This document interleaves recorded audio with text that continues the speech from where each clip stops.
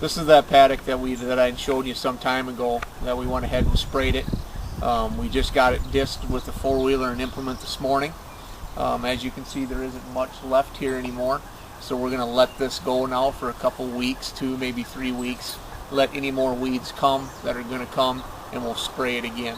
After that spraying, we'll wait a little bit, just smooth it out with a drag, seed her down, and we're good to go. That's pretty much all there is to it, but all those steps are necessary in order to ensure the success of this thing. If you look over here,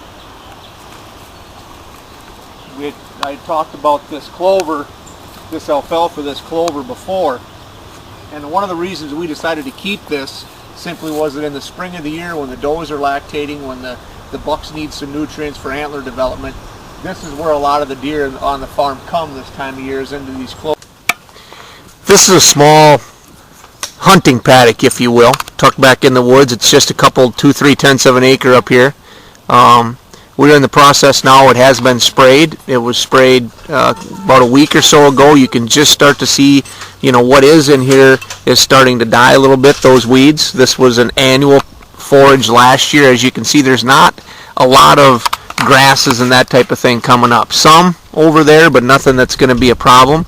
We're going to move forward with getting this field tilled. We'll show you a little footage of that with just the four-wheeler, and then once this is tilled, we'll let it sit a couple of weeks, and 2-3 weeks, and spray any weed growth that does come back, and then we'll work at seeding it last part of July. But we'll go ahead and show you getting this thing here tilled. This is the implement that we use quite a bit in some of these remote paddocks that we have, attached to a four-wheeler, obviously. Just tilling up this sod that's behind us, this type of stuff here.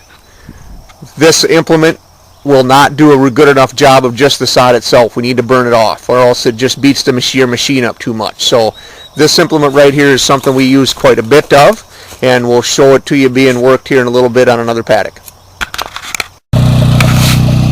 Here we are underway with getting some tillage done.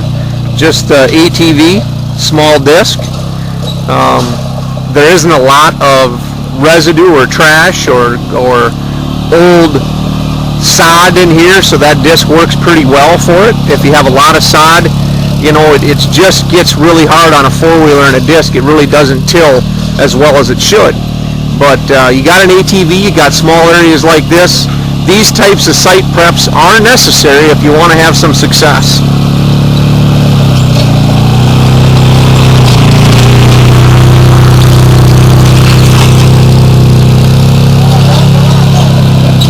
So that's all there really is to it. We're just going to get this field worked here now.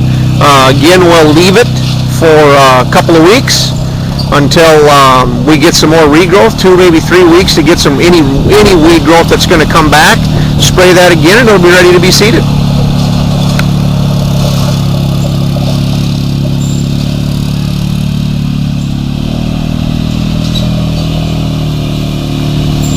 These efforts are necessary in order for you to have successful fruit plots.